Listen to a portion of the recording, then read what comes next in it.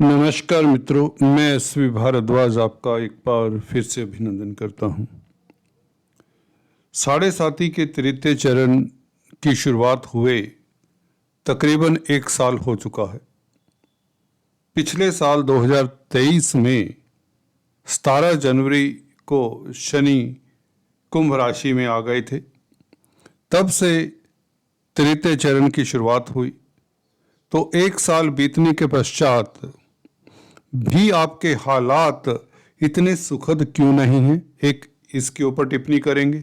किन कारणों से आप लोगों को यह उतरती हुई साढ़े साती जिसे कहते हैं भी उतना अच्छा फल नहीं दे पाई, बल्कि काफी हद तक आपके कार्यों में अवरोध, दिक्कतें, परेशानियां, कष्टों का सामना आपको करना पड़ा 2023 में। क्या 2024 में भी ऐसी स्थिति रहेगी? इसके ऊपर विश्लेषण करेंगे। कहां से सुखद समाचार मिलने की आशा है? कौन सा ग्रह गोचर 2023 में पिछले साल खराब रहा जिसके कारण आपको दिक्कतें हुई, वह बताएंगे। और 2024 में कौन सा ग्रह गोचर आपके लिए शुभ है और आपको अगर सावधानियां बरतनी हैं तो कौन से एरिया से सावधानी बरतनी चाहिए, और अंत में उपायों को सुनना मत भूलें।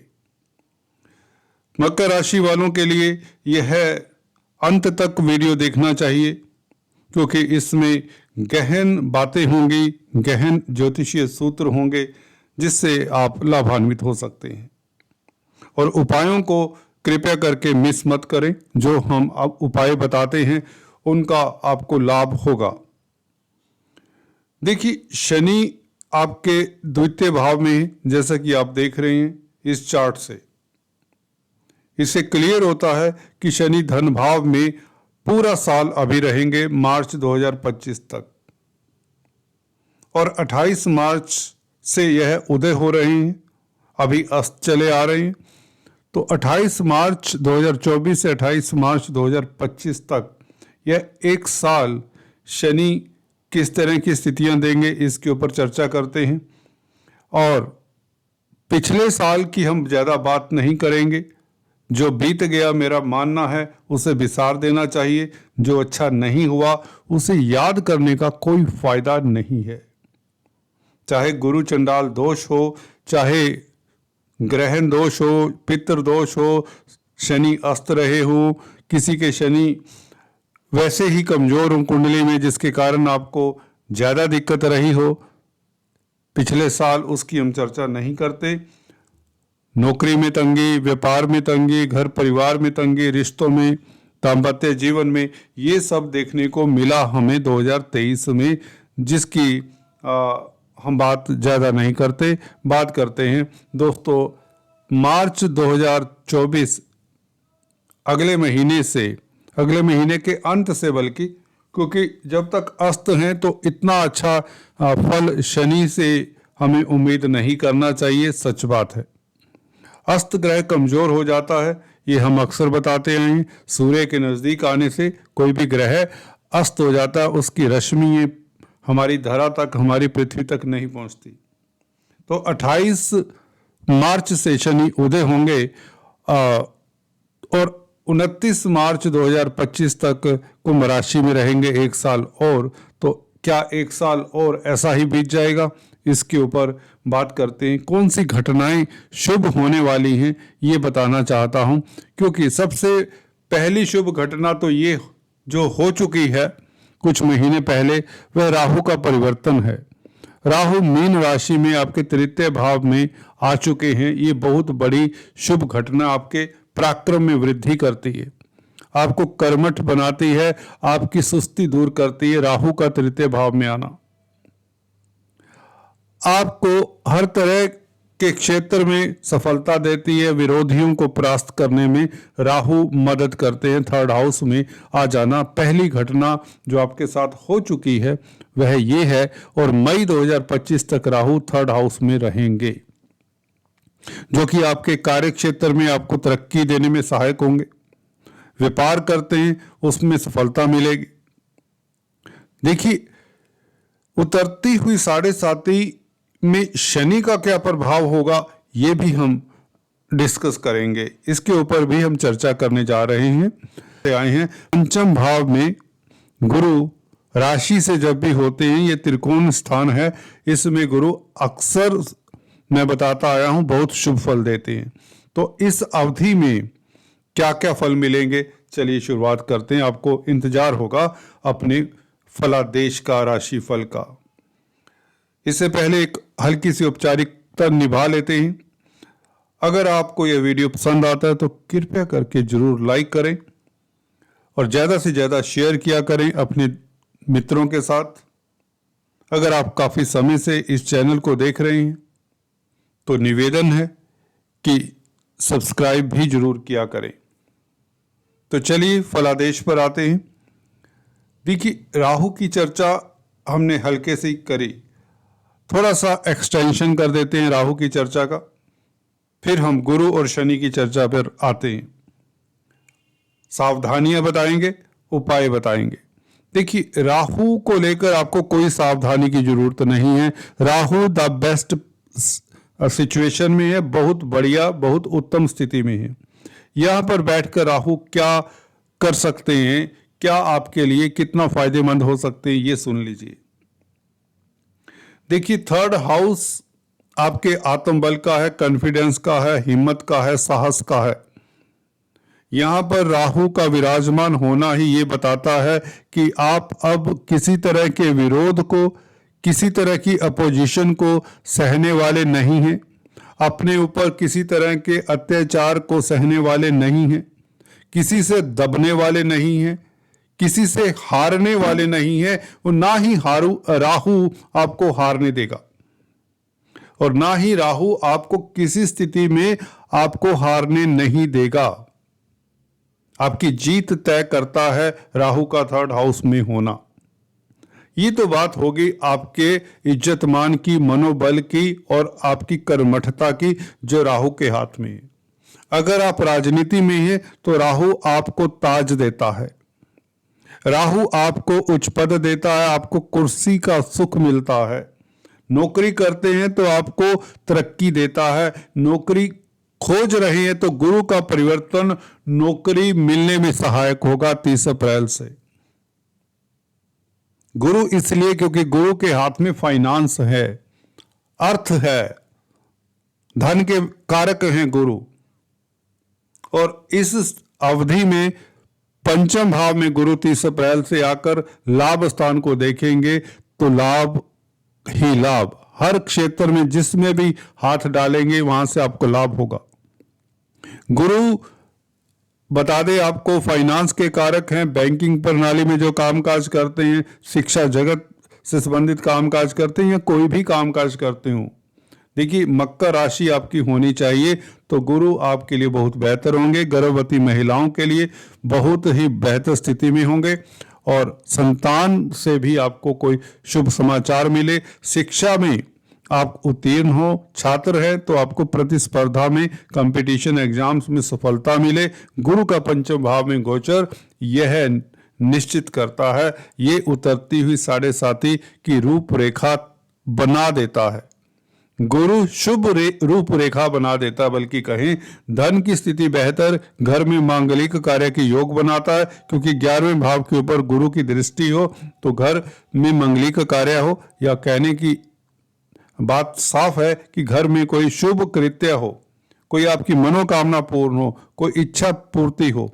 तो इसलिए ये गुरु का 11वें भाव के ऊपर प्रभाव बहुत बेहतर रहेगा। और पंचम दृष्टि 9वें भाव के ऊपर पिता पक्ष से लाभ, पिता की तरक्की के योग बनते हैं, विदेश यात्रा निश्चित कर देता है गुरु।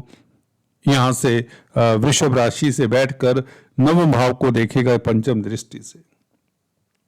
गुरु की 9वीं दृष्टि भी होती है जो लगन को प्रभावित करेगी, आपकी राशि को प्रभावित करेगी, तो आप दयाशील हो जाते हैं, आपका कंफ्यूजन दूर होता है, आपका विजडम, आपकी नॉलेज आपका साथ देती है, आप दूरदृष्टा हो जाते हैं, विजनरी हो जाते हैं, आप किसी की बातों में नहीं आते, आप अपने ही एक्सपीरियंस से, अपनी ही नॉलेज के दम से आगे बढ़ने वाले हो जाएंगे। गुरु का पंचम भाव में बैठना, लगन को देखना।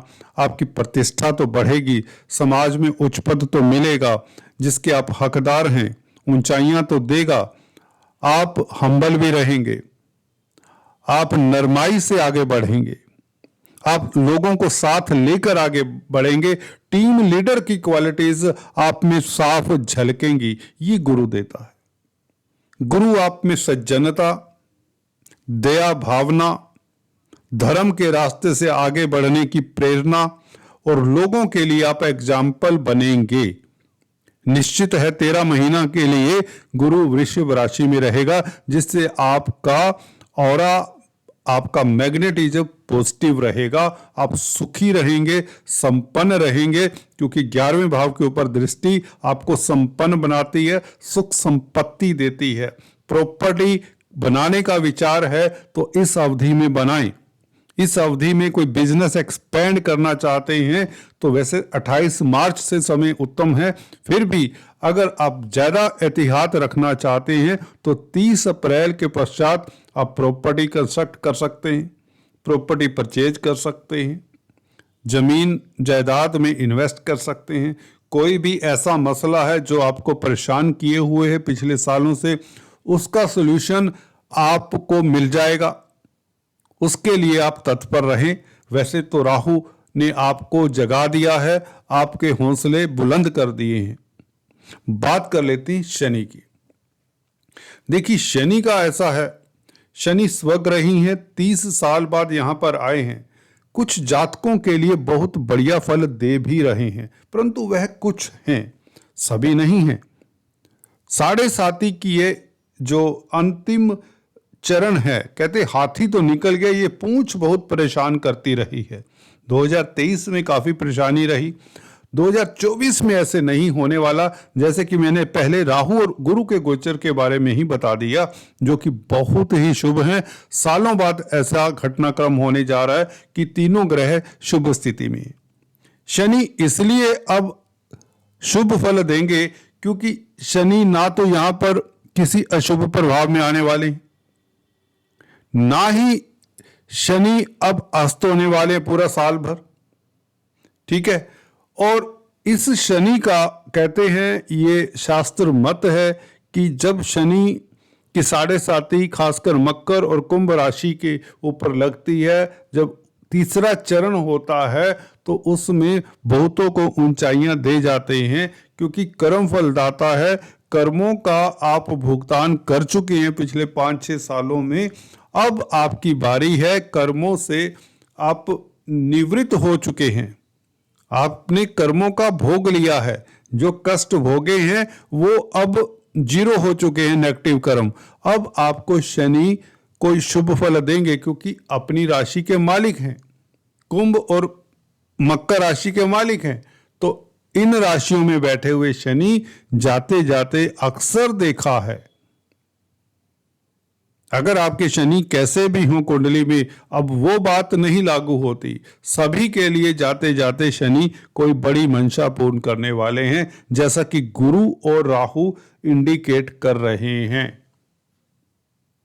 जो मैंने राहु का गुरु का फलादेश बताया, आप सफल होते हैं, उद्यमी होते हैं, धन सुख संपत्ति मकान हर तरह की वस्तु आपके चरणों में उपलब्ध रहेगी। शनि का प्रभाव चतुर्थ भाव के ऊपर इस अवधि में आपको पब्लिक फिगर बना देता है, पब्लिक में इमेज बढ़ती है आपकी, चल अचल प्रॉपर्टी बढ़ने में मददगार होगा। शनि का ये गोचर 28 मार्च से जब उदय होते हैं, आपकी चल अचल प्रॉपर्टी बढ़ती है और स्पीच आपकी बहुत प्रभावशाली रहेगी इस अवधि में। कॉन्फिडेंस बढ़ने से दोस्तों होता क्या है कि आपकी वाणी में एक ओज आ जाता है, आप तेजस्विता के साथ आगे बढ़ेंगे। किसी भी क्षेत्र में हैं, आपकी वाणी आपका साथ देगी, जो अभी तक साथ नहीं दे रही थी। आपका कम्युनिकेशन का लेवल अच्छा हो जाएगा, दूसरों तक आप अपनी बात बहुत अच्छे से पहुंचा पाएंगे। और जमीन जायदाद पेरेंटल प्रॉपर्टी का सुख मिलता है। शनि से संबंधित कामकाज करने वालों के लिए सबसे बड़ी राहत होगी मार्च के महीने से, 28 मार्च से। शनि उदय होते ही अगर आप लोहा, कोयला, पेट्रोलियम, खदानों, industry, manufacturing, plastic, chemicals, automobile parts, transport, mining, civil engineering, road, bridges, कोई भी लोहे या धातुओं से संबंधित कामकाज करते हैं तो शनि आपके लिए वारे न्यारे करेंगे, आपका काम चलेगा, आप तसल्ली बख्श तरीके से आगे बढ़ेंगे। आपकी इस आयु में वृद्धि करते अष्टम स्थान के ऊपर शनि का प्रभाव इस अवधि में, स्वास्थ्य उत्तम रहेगा। अब हेल्थ में कोई प्रॉब्लम नहीं आने वाली 28 मार्च से। 11वें भाव के ऊपर दृष्टि आपकी इच्छा पूर्ति, जमीन जायदाद, मकान आदि बनने के योग बनते हैं, मशीनरी परचेज करने के योग बनते हैं, कल कारखानों की स्थापना के योग, मैन्युफैक्चरिंग यूनिट लगाने के योग, वाहन परचेज करने के योग, धातुओं से संबंधित कामकाज में सफलता के योग, मशीनरी से सफलता के योग बनते हैं और कोई इच्छा पूर्ति के योग बनाता है। शनि का 11वें भाव के ऊपर दशम एस्पेक्ट जो 10वीं दृष्टि है ये अब नायाब तोहफे देंगी। तो मुझे नहीं लगता कि ये जो पीरियड है आपका 2025 मार्च तक कहीं भी कोई ज़्यादा दिक्कत देता है। फिर भी जिन जातकों को कुंडली के हिसाब से देखें तो शनि अच्छी स्थिति में नहीं है, शनि की दशा अंतरदशा है, उन्हें क्या सावधानियां रखनी चाहिए ये बता देते। सबसे पहले आपको लोहे की कोई अगर आपका कोई कामकाज ठीक से चल नहीं पा रहा काफी सालों से, लोहे का एक रिंग अपनी सेकंड उंगली में, दूसरी उंगली में, राइट हैंड में, पुरुष जातक है तो कश्ती बेड़ी का रिंग अपने राइट हैंड की उंगली में, सेकंड उंगली में धारण कर लेना चाहिए। शनिवार के दिन धारण करें लोहे का रिंग, ठीक है।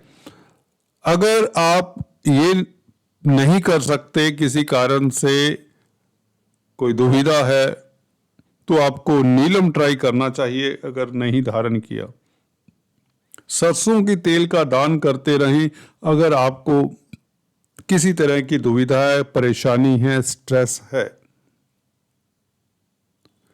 चांदी का कड़ा 50 ग्राम का राइट हैंड में जरूर धारण करें।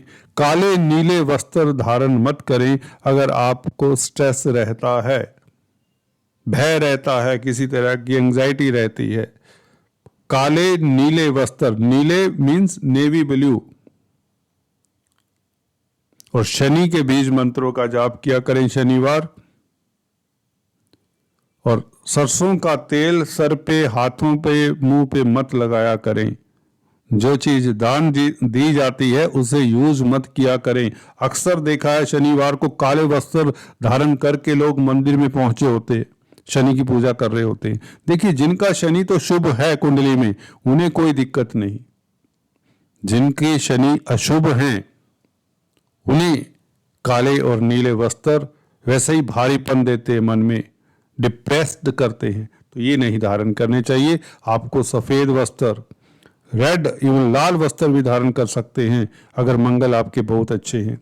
स्काई ब्लू कलर के वस्त्र, ग्रीन कलर के वस्त्र, हरे कपड़े, नीले आसमानी कपड़े ये धारण कर सकते हैं। ब्राउन शेड्स, पेस्टल शेड्स ये धारण करें। और नारियल हर 6 महीने बाद पानी में बहा दिया करें।